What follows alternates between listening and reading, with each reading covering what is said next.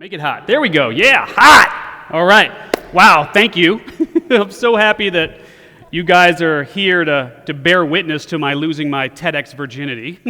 I thought it was quite appropriate and ironic that I'm doing so here in a chapel, but that's a whole nother story.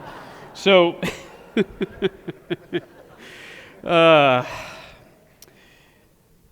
March 2009. I sat bedside with my stepfather, who was very much a father to me, raised me since I was 10. Unfortunately, he was in his final days of life, and the illness that had consumed his body for years was really finally winning the war. And as I sat next to him, I held his hand. And while he couldn't communicate verbally anymore, I do believe that we were able to connect through that point of physical touch, because I had a vision of my funeral, not of his, but actually of mine. And I could hear the words being spoken graveside, which were, "Here lies Steve Olsher. He dedicated his life to chasing the almighty dollar." And that's all that was said. And it hit me really hard, because I do believe that he was showing me my inevitable fate unless I changed course. And it was as if my life kind of flashed before my eyes, and I realized that from a very young age, I've always felt insignificant. I think first it started when I would get the beatings from my brother, who was 6 years my senior, and I was literally like a toddler at that point, and continued when my father left when I was 7, and he was really the last line of defense between me and my brother. And there are some people here who know me as an author and a speaker and an entrepreneur. But, the God's honest truth is, as I stand here today, I really feel like a fraud.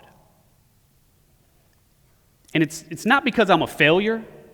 And by the way, I don't think there is any such thing as failure. Failure to me is basically just success with an unintended ending. So it's not as though I'm a failure, but it's just that I feel as though my contributions are insignificant. And it turns out I'm not the only one who feels that way. Consider the movie Schindler's List. Spielberg's, amazing portrayal of the atrocities of the Holocaust. And the film centers on Oskar Schindler, a Czech businessman who moves from, obviously Czechoslovakia to Krakow, Poland, to basically exploit the slave labor that was available because of the Jews in the concentration camps. And so he bribes his way to get basically the blessing of the German military to open up a factory. Over time, he witnesses just the ugly, loathsome massacre of the innocent. And he shifts from being this capitalist to being a humanitarian. And he does everything he can to save as many Jews as possible. And in that time period, he saved over 1,100 Jews. And he spent his entire fortune to do so. But yet in the climactic scene, when the Soviet Red Army is approaching at the end of the war, and he knows he's going to be arrested for being a Nazi and a profiteer of slave labor, he says goodbye to his factory workers, puts his family in the car, and goes to embrace Ben Kingsley, who played the role of the factory manager. And he breaks down and he cries. He weeps, he was inconsolable. And he felt as though his contributions were insignificant, that he could have done so much more. But yet when you look at what he did, obviously he had an amazing, significant impact. The world of sports and entertainment offers countless examples, right? How about A-Rod? Look, this kid is a stud. He came out of high school and went straight to the minor leagues of the Seattle Mariners. Bounced his way between the minors and the majors, eventually landed in a position as the starting shortstop at the ripe old age of 20 for the Seattle Mariners. He had an amazing first year. Numbers were off the charts. Placed second in the MVP voting that year. His numbers dwindled in the second year, and it began fueling some speculation like, how come his third-year numbers were so good? He had this tremendous bounce back, and they were thinking maybe it wasn't just because of his commitment and dedication and hard work, that maybe there was something else that was amiss. And in 2001, he signed a 10-year, $252 million contract, which was the most lucrative of all time, to play baseball. Hit a ball with a stick. It's like, it was in that moment that he, quote, began to feel as though he wasn't worthy of that recognition. That he began to feel enormous pressure to perform at the highest level and to meet the expectations of his critics. And so what did he do? Well, he turned to HGH and steroids and everything else, and he's now been banned from baseball. And, he had the raw talent. He had everything that he needed to be significant enough, but yet he felt as though his contributions still were insignificant. Or how about Joan, right? Come on, Joan. It's like, it's so many plastic surgeries, you kind of now look like an alien. It's like, congratulations, I think. But, don't get me wrong, I love Joan. I think she's one of the funniest comedians of all time. But over the years, she's kind of taken on this role of like this harsh, kind of mean, over-the-top critic. But you know who she's the biggest critic of? That's right, herself. Because how else could she do this to the outside of her body unless she didn't feel beautiful on the inside? And she felt as though she would lack societal significance unless she tried to appear decades younger than she actually is.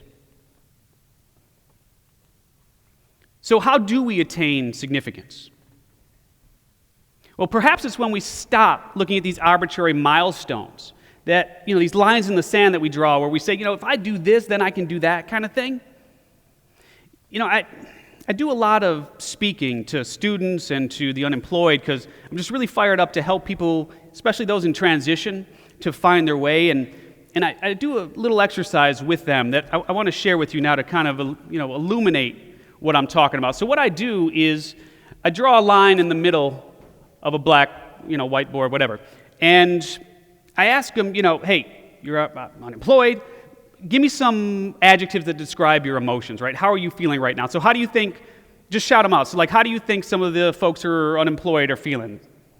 Powerless. Okay, what else? Pressure. What was that? Bored, angry, etc. Okay. And then I ask them, after you land the job, right? What happens? So powerless becomes what? Powerful. Pressure becomes relief. Bored becomes challenged, right? Whatever it might be, right? Busy. And angry becomes happy. And so I say to them, look, if you go into a job interview with the left side of the board, how do you think that job interview is going to go? You walk in feeling powerless and pressure and bored and angry. Unless they're the guy who's like, yeah, I got your resume. Oh, and the fact that you're powerless, feeling a lot of pressure, you're bored and you're angry, that's just a bonus, man. Can you start tomorrow? Right? That's just not realistic. But if you go into the interview, feeling powerful with a sense of relief and taking on the challenges and feeling happy, how do you think that job interview is going to go? And of course, the inevitable answer is much better. And so then I say, what? What does it cost you? Really, what does it cost you to cross over that line now and live your life on the right side of the board? And the answer is nothing. But what does it cost you to live your life on the left side of the board? And the answer, of course, is everything. So it's a choice. Now, after my stepfather's passing, I began to try to figure out how I could impact not only those who share this lifetime with me, but also those of lifetimes to come. And so I started writing and speaking and teaching in the hope of potentially my experiences and shortcuts and tools and resources could possibly help others. And I also began to embrace the fact that all of us in this moment are significant. And I created a couple of guiding principles to help keep you really on path because, life is tricky, man. It's like, we're consistently bombarded with the whims and agendas of others, right? And social media doesn't make anything any better. I mean, that's the reality. Facebook, Vine, all that stuff. It's like you get a sort of a behind the curtains look at like the house you could be living in, right? The car you could be driving, the body you could have, the sex you're obviously not having. It's like, thanks Zuckerberg, right? I hope you can buy a conscience with all that money. But, so it's like, so I created a couple of these guiding principles, and one is accept. And the key here is really to accept yourself, right here, right now. And embrace the fact that you are significant in this very moment. And yes, you've been dealt a hand of cards. But it's not a matter of the cards you've been dealt. It's a matter of how you play your hand.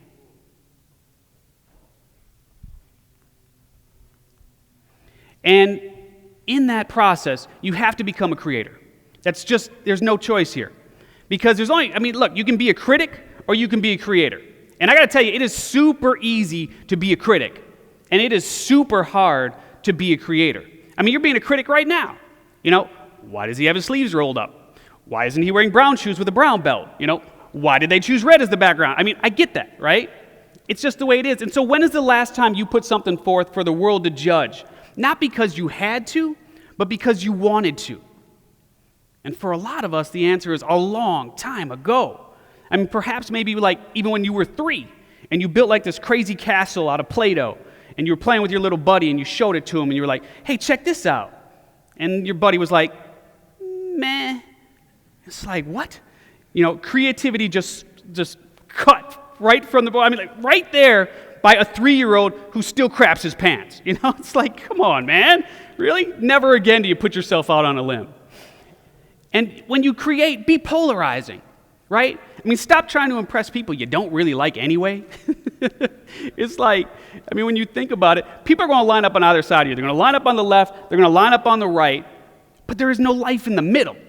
There is no life in the middle. I don't care what you do, you just got to make sure that they damn well knew you were here. And in the words of Dr. Seuss, be who you are and say what you feel, because those who mind don't matter, and those who matter don't mind.